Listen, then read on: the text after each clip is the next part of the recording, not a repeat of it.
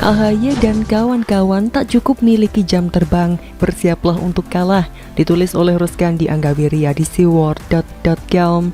Halo, selamat menyaksikan channel Tanda Seru. Partai Demokrat tampaknya sedang panik mengetahui advokat kondang Yusril Iza Mahendra maju membela para mantan kader mereka mengajukan gugatan soal ADART. Argumen yang membunyikan genderang perang pun ditabuh menyasar sang ketum PBB itu. Tentu saja Yusril tidak kehilangan senjata ketika mereka mengungkit dirinya tak tahu berterima kasih. Dia pun mengingatkan bahwa SBY tak bakalan berhasil mencalonkan diri jika PBB tak memberikan dukungannya pada Pilpres tahun 2004. Drama saling serang antar kubu politik memang kerap terjadi, khususnya ketika suara dukungan itu mereka anggap sebagai aspek krusial karena berpotensi mempengaruhi opini penegak hukum. Lihat saja misalnya, ketika kasus hukum yang menimpa Basuki Cahayapurnama, tak kurang dari komunitas hukum di negara berdaulat ini seperti kalah sebelum bertempur menghadapi maraknya tuntutan agar Ahok dijebloskan ke penjara. Para kader Demokrat mungkin sangat terinspirasi dari peristiwa hukum 4 tahun lalu itu, maka upaya menyerang secara verbal pun mereka arahkan kepada lawannya dalam kasus hukum, bahwa bukan hal yang mustahil jika dukungan kepada partai mereka berhasil digalang seluas mungkin. Majelis Hakim di MA pun terpengaruh karenanya. Reputasi Yusril yang nyaris sempurna ketika menghadapi lawan-lawannya di pengadilan semakin membuat para politisi Demokrat kecut alias khawatir setengah mati. Sebagaimana diutarakan dosen komunikasi politik dari UIN Jakarta, Adi Prayitno, posisi Yusril ketika Pilpres tahun 2004 sangat krusial bagi SBY, sehingga tak terlalu berlebihan jika dia mengakui bahwa SBY tak bakalan bisa maju jika tidak ada dukungan dari PBB. Tentu saja ada perbedaan yang sangat mencolok antara Pilpres tahun 2004 dibanding saat ini. Partai Demokrat kini sedang menuju titik nadir dalam hal elektabilitas, dan hal ini sangat kentara sejak munculnya perlawanan dari para mantan petinggi mereka. Porok-porok di internal partai berlambang Mercy itu seperti semakin melebar manakala diungkap tentang cacat hukum yang mereka temukan dalam AD dan ART. Hal yang menjadi fokus kita adalah bagaimana sebaiknya menyikapi kasus hukum antara PD dengan para mantan kadernya. Tentu saja kita perlu melihat rangkaian manuver para petinggi mereka sejak jauh hari sebelumnya. Jejak digital SBY sendiri kini kian merebak karena ketika kasus pidana yang menimpa para mantan petinggi partai, dia seperti tak tersentuh. Dan bukan hanya dia, termasuk juga sang putra mahkota. Fakta hukum pengadilan seperti tak mampu menggiring mereka ke kasus yang sangat kental muatan politiknya itu. Manuver Partai Demokrat yang digawangi SBY di masa lalu juga semakin mudah kita baca saat ini. Manipulasi yang dituangkan dalam aturan internal mereka berujung pada penggerogotan dari dalam. Ibarat pepatah, semut pun jika diinjak akan menggigit. Maka demikianlah yang terjadi pada para kader yang merasa dipecundangi. Dari perjalanan konflik internal itulah barangkali Yusril bisa menyimpulkan kasus ini sangat berpotensi dimenangkan olehnya. Sebagai maestro hukum di negara ini, dia tentu tidak sembarangan memilih kiblat dukungannya. Kita ingat ketika Pilpres tahun 2019, Yusril dengan kepercayaan diri yang tinggi maju menjadi tim pengacara Jokowi Ma'ruf Amin. Tak jauh bedanya dengan pertarungan hukum kali ini, dia tentu memiliki jurus tertentu untuk mematahkan argumen yang diangkat oleh lawannya. Adakah AHY dan timnya akan berhasil keluar dari kasus ini sebagai pemenang karena reputasi lawannya yang demikian mentereng? Berharap memang tak ada salahnya, namun fakta-fakta hukum akan berbicara sangat gamblang ketika kasusnya dibuka di hadapan pengadilan. Vulgarnya, kenyataan bahwa ibarat sebuah kerajaan, Partai Demokrat kini seperti harta warisan yang hanya boleh dinikmati oleh keturunan biologis sang pemimpin. Itulah yang mampu kita baca dari munculnya AHY yang reputasinya diragukan, lalu sebagai pendatang baru dalam dunia politik. Kok sedemikian nekatnya keluarga Cikeas mengadili seluruh kadernya seantero negara? Barangkali dia hanya tidak melakukan manuver itu sejak jauh hari, semata-mata karena menunggu momentum yang paling tepat.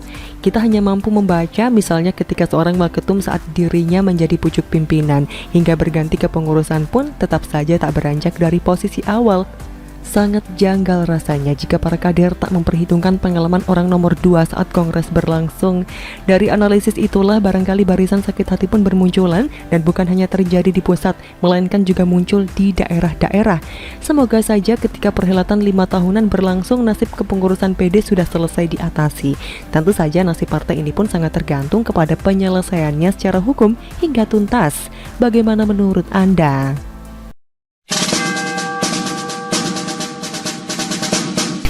Giring kalau nyanyi suaranya nyaring, tapi soal pendapat politik kok garing? ditulis oleh Astonoto Negoro di siword.com. Halo, selamat menyaksikan informasi dari channel Tanda Seru. Giring Ganesa atau dikenal dengan nama panggung Giring Neji, salah satu penyanyi yang terjun ke dalam dunia politik usai berkiprah di dunia tarik suara. Menarik memang memperhatikan mereka yang dahulu tenar sebagai penyanyi, aktor, atau artis, dan kini mewarnai percaturan politik tanah air. Giring jarang jadi sorotan, namun sekali-kalinya ia muncul, timbullah cibiran atau kontroversi di publik. Terakhir muncul dirinya menyatakan siap untuk maju menjadi calon presiden atau capres pada perhelatan Pilpres 2024. Kali ini mantan vokalis grup band Neji itu kembali menarik perhatian dan kontroversi. Giring melontarkan pendapat politik yang dinilai sebagian kalangan tak etis.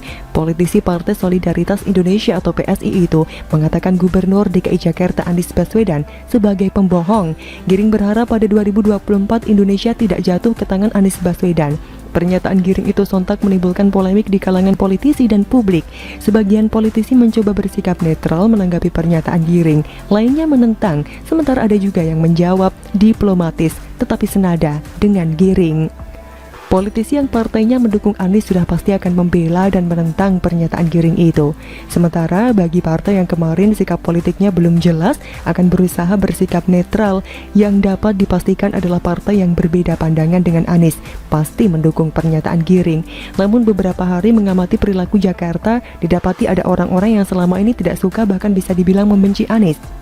Tetapi mendengar pernyataan Giring mereka malah balik mencibir PLT Ketua Umum PSI itu. Anies selama ini memang dinilai menjadi sosok yang tak jelas menata kota Jakarta. Mulai pembangunan tugu-tugu yang dinilai hanya menghabis-habiskan anggaran daerah, pembangunan jalur sepeda yang kemudian diperintahkan untuk dibongkar oleh Kapolri karena menyalahi aturan, dan terakhir pelebaran trotoar yang dinilai tak tepat juga, malah bikin mempersempit jalan sehingga macet. Ditambah lagi temuan kelebihan bayar yang menunjukkan Anies mungkin kurang terlatih menjadi pemimpin daerah, serta Formula E yang dinilai sekedar gaya-gayaan dan menghambur-hamburkan uang rakyat. Sederet prestasi Anies itu dianggap wajar untuk dicibir.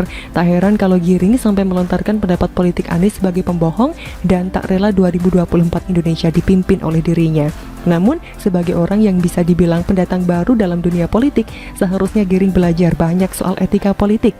Giring harus buka-bukaan soal data, di mana letak kebohongan Anies dan apa yang sebenarnya terjadi. Bukan sekedar melontarkan pandangan politik tanpa data yang memicu kegaduhan. Disadari atau tidak, pernyataan Giring bisa dikembalikan sebagai pantulan bagi Anies untuk menarik simpati. Anies akan memposisikan diri seolah-olah menjadi orang yang dizolimi dengan cibiran Giring dan menarik simpati dari loyalisnya serta mereka yang belum menentukan pandangan politiknya dalam isu DKI Jakarta dan Pilpres 2024. Jangan-jangan karena cibiran Giring, elektabilitas dan tingkat keterkenalan Anies mengalami kenaikan. Media-media nasional maupun lokal membicarakan Anies yang dicibir Giring. Itu bisa saja menjadi wadah ngiklan gratis. Giring harus benar-benar banyak belajar dan melihat dinamika yang ada. Semoga ujaran Giring itu bukan hasil kesepakatan belakang layar dengan para pendukung Anies. Kalau itu terjadi sangat disayangkan. Percaturan politik Indonesia tidak ada bedanya dengan acara settingan di televisi. Giring juga mungkin sebagian warga Jakarta pembenci Anies harus banyak belajar dan melihat situasi serta kondisi. Jangan sampai ujaran kebencian atau cibiran kepada Anies malah menaikkan elektabilitasnya, termasuk dalam kasus Formula E. Jangan-jangan ada skenario yang disiapkan Anies terkait ajang kelas sekian balapan jet darat itu. Buktinya sang gubernur tenang-tenang saja menghadapi cibiran dan sindiran terkait penyelenggaraan Formula E yang belum jelas itu. Khusus untuk Giring, suaramu nyaring saat menyanyi sebagai vokalis, tetapi garing saat melontarkan pendapat politik.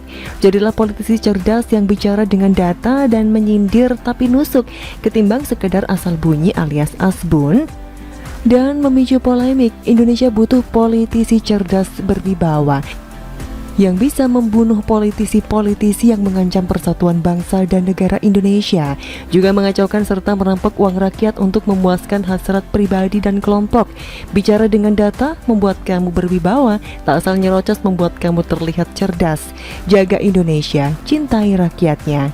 Bagaimana menurut Anda?